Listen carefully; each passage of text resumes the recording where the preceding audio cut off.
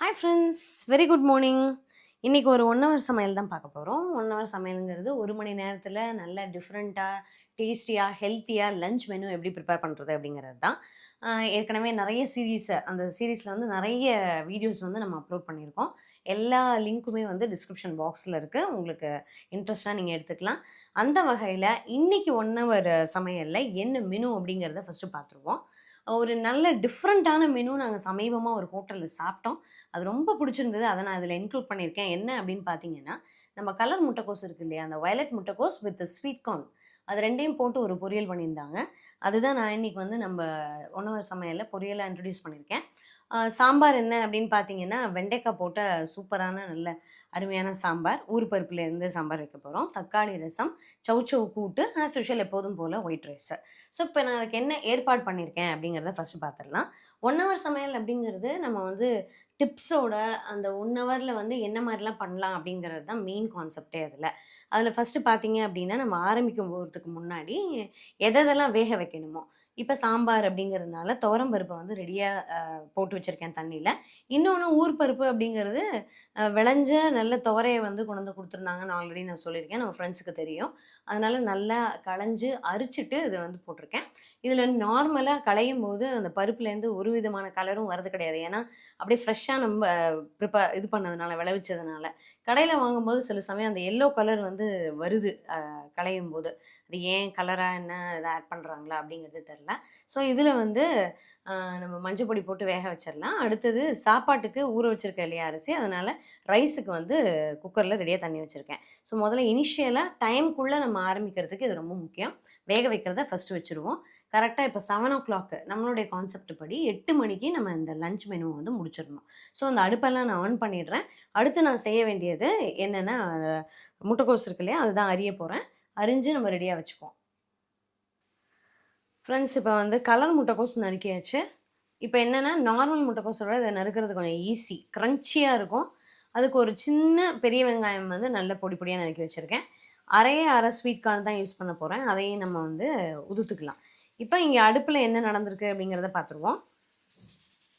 பருப்பு வந்து ஆஃப் பண்ணிவிட்டேன். ப்ரெஷர் போனதுக்கப்புறம் அதை ஓப்பன் பண்ணிக்கலாம். இப்போ சாப்பாடு இன்னும் ஒரு 2 மினிட்ஸில் வந்து நிறுத்திடுவேன்.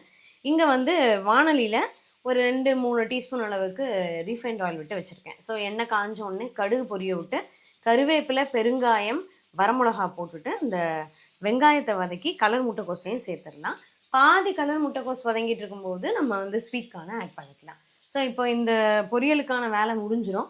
அதுக்கப்புறம் என்ன எடுத்துருவேன் அப்படின்னு பார்த்தீங்கன்னா, நம்மளுடைய கூட்டுக்காக நான் சௌச்சவை வந்து நறுக்க ஆரம்பிச்சிடலாம் சின்ன சின்ன பீஸாக. கூட்டு எப்போதுமே நம்ம நார்மல் இந்த மாதிரி நீர்க்காய்களில் நறுக்கும்போது ரொம்ப ஈஸியாக இருக்கும்.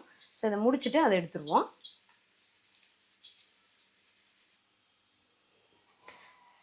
முட்டைக்கோஸ் பொரியல் வந்து ஒரு 3/4 பதம் வந்து ரெடி ஆகிடுச்சு. ஸோ இந்த வெங்காயம், அந்த கலர் முட்டைக்கோஸ், ஸ்வீட் கார்ன் எல்லாமே போட்டாச்சு. உப்பு போட்டிருக்கேன், மஞ்சள் பொடி போட்டிருக்கேன். ஃபைனலாக தேங்காய் மட்டும் துருவி போட்டு ஒரு 2-3 நிமிஷம் அப்படியே அடுப்பில் வச்சு இறக்கிடலாம். இப்போ இங்கே வந்து சாப்பாடு இறக்கியாச்சு. ப்ரெஷர் போயிடுச்சு பருப்பு. ஸோ பருப்பு வந்து நல்லா கலக்கி விட்ருவோம். இந்த பருப்பை பொறுத்த வரைக்கும் கொஞ்சம் டைம் ஆகுது வேகிறதுக்கு.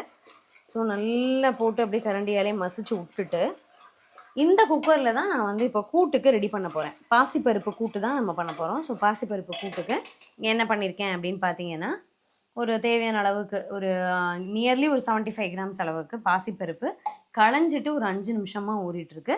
சௌச்சௌ இந்த அளவுக்கு பீஸாக நறுக்கி வச்சாச்சு. ஒரே ஒரு நல்ல பழுத்த நாட்டு தக்காளி. ஸோ இப்போ நம்ம வேக நம்ம இந்த சைடில் வந்து காய்கறி நறுக்கிக்கிறது ஒரு டைப்பு, நான் ஆல்ரெடி சொல்கிற மாதிரி.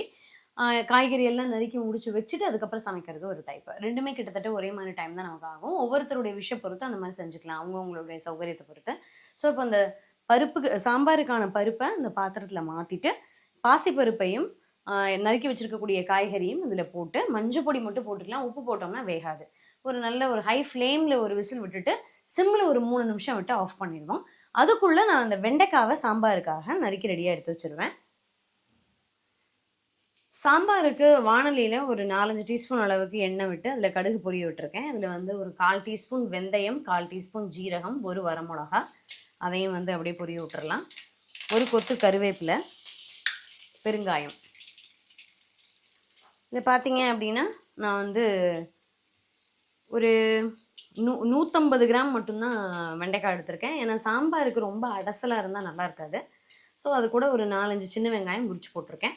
ஸோ இது எல்லாத்தையுமே அதில் போட்டுட்டு இது நல்லா வதங்கட்டும். வதங்கினதுக்கப்புறம் நான் ஸ்பெஷல் எப்போதும் போல் தக்காளி போட்டு வதக்கிட்டு நம்ம வச்சுருக்க புளி, சாம்பார் பொடி எல்லாம் போட்டு கொதிக்க விட்டு நம்ம இப்போ வேக வச்ச பருப்பு போட்டோம் அப்படின்னா நமக்கு ரெடி ஆகிடும். ஸோ இப்போ வந்து பொரியல் ஃபைனல் ஸ்டேஜுக்கு வந்தாச்சு.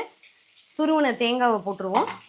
போட்டுட்டு ஒரு பெரட்டிட்டு ஒரு 2 மினிட்ஸ் இருக்கணும். ஏன்னா லஞ்சுக்கு பேக் பண்ணிட்டு போகும்போது உங்களுக்கு இது நல்லா இருக்கணும் இல்லையா? அதனால் ஒரு 2 நிமிஷம் வந்து இது அடுப்பில் இருக்கட்டும். ஆஃப் பண்ணிடலாம். பொரியல் ரெடி ஆகிடுச்சு. ரசத்துக்கு ரெடி பண்ண ஆரம்பிச்சிடலாம்.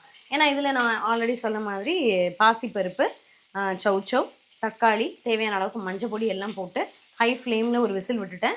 இன்னும் ஒரு 2 நிமிஷம் கழிச்சு இதை ஆஃப் பண்ணிடலாம். வெயில் இன்னைக்கு பயங்கரமாக பட்டையை கலப்புது சீக்கிரமாகவே. நம்ம துணி காய போடணும்னு நினைக்கும் போது தான் மழை பயங்கரமாக வரும்.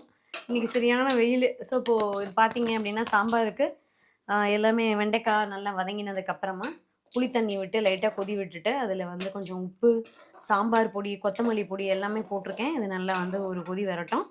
இப்போ இங்கே வந்து கூட்டுக்கு இன்னும் கொஞ்சம் ப்ரெஷர் போகணும். ஆஃப் பண்ணதுக்கப்புறம் இன்னும் கொஞ்சம் ப்ரெஷர் போகணும். அது பார்த்துக்கலாம். இப்போ நான் என்ன பண்ணியிருக்கேன் அப்படின்னா ஒரு வானொலியில் நம்ம பொரியல் பண்ணோம் இல்லையா, அதே வானொலியில் பொரியலை வேறு பாத்திரத்தில் எடுத்து வச்சுட்டு ஒரு 2 டீஸ்பூன் அளவுக்கு நார்மல் ஆயில் விட்டுட்டு கடுகு வெடிக்க விட்டுருக்கேன். கடுகு வெடித்ததுக்கு அப்புறமா இப்போ இதில் பார்த்தீங்கன்னா ஒரு 1/2 டீஸ்பூன் அளவுக்கு ஜீரகம், 3/4 டீஸ்பூன் வந்து மிளகு, ஒரு 2 பல்லு பூண்டு பெரிய சைஸு, ஒரு 4 சின்ன வெங்காயம் நல்லா தட்டி வச்சுருக்கேன். இதை வந்து இதோட சேர்த்துருவோம். சேர்த்துட்டு இது நல்லா வந்து வதங்கட்டும். இது கூடவே நம்ம ஒரு கொத்து கருவேப்பிலையை சேர்த்துக்கலாம். அப்புறம் பெருங்காயம் ஆஸ் யூஷுவல். நான் வந்து பச்சை மிளகாவும் ஒரே ஒரு பச்சை மிளகா அதில் சேர்ப்பேன். அதனால் வந்து வரமிளகா எவ்வளவு நமக்கு தேவையோ, எவ்வளவு காரத்துக்கு தேவையோ அந்த இதுக்கு போட்டுக்கலாம். போட்டாலும் உண்டு, வேண்டாம்னா விட்டுடலாம். ஏன்னா பச்சை மிளகாவும் இருக்குது, மிளகு காரமும் இருக்குது. அதுக்கேற்ற மாதிரி வரமிளகா தாளிச்சிக்கலாம். ஸோ இது வந்து இன்னமும் வெண்டைக்காய் வந்து கொதிச்சிட்ருக்கு. இங்கே டைம் பார்த்தீங்க அப்படின்னா நமக்கு எக்ஸாக்டாக 10 மினிட்ஸ் இருக்குது. 10 நிமிஷத்துக்குள்ளே நம்ம வந்து கூட்டுக்கு அரைச்சி விடணும். சாம்பாருக்கு பருப்பை ஊற்றி ஒரு 2 மினிட்ஸ் கொதிக்க விட்டு இறக்கணும். ரசத்தை வந்து கூட்டணும். அதை முடிஞ்சிடும். 10 மினிட்ஸில் கம்ப்ளீட் பண்ணிடலாம். ஸோ பார்க்கலாம் ஃப்ரெண்ட்ஸ். கூட்டு வந்து ஓப்பன் பண்ணியாச்சு. ஸோ இப்போ பார்த்தீங்கன்னா நம்மளுடைய சௌச்சௌ, பாசிப்பருப்பு, தக்காளி, மஞ்சள் பொடி போட்டு எல்லாத்தையுமே ஓரளவுக்கு, அதாவது நல்ல மலர அப்படின்னு சொல்லுவாங்க, மலர அளவுக்கு வேக வச்சாச்சு. இப்போ இதில் வந்து நம்ம தேங்காய் அரைச்சி விடணும். ஸோ தேங்காய் எவ்வளவு அப்படின்னு பார்த்தீங்கன்னா ஒரு 3/4 மூடி தேங்காவை கீனி போட்டிருக்கேன். 1/2 டீஸ்பூன் அளவுக்கு ஜீரகம், இவ்வளோண்டு சின்ன வரமிளகா, இதை நல்லா பேஸ்ட்டாக அரைச்சி நம்ம இதில் சேர்த்து ஒரு கொதி விட்டு தாளிச்சிட்டோம் அப்படின்னா கூட்டு செம்மையாக ரெடி ஆகிடும். ஸோ அதை தாளித்து தேங்காவை சேர்த்து ஒரு கொதி விட்டுடலாம். இந்த பக்கம் சாம்பார் பார்த்தீங்கன்னா நல்ல பருப்பு வந்து நல்லா ஏற்கனவே ரெடியாக எடுத்து வச்சாச்சு.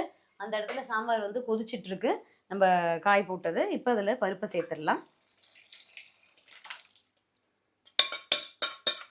சேர்த்துட்டு ஒரு 2 மினிட்ஸில் ஆஃப் பண்ணிடலாம். எல்லாமே ஒன்றா மிக்ஸ் ஆகி பருப்போடு சேர்ந்து ஒரு கொதி விட்டுட்டு மிக்ஸ் பண்ணி எடுத்துட்டோம் அப்படின்னா சாம்பார் ரெடி. இதில் தேவையான அளவுக்கு உப்பு எல்லாமே சேர்த்தாச்சு.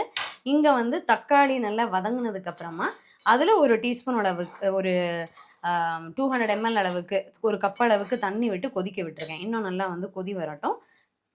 தக்காளி புளிப்பே நமக்கு போதுமானதாக இருக்கும். அதனால் நம்ம புளி தண்ணி சேர்க்க வேண்டிய அவசியம் இல்லை.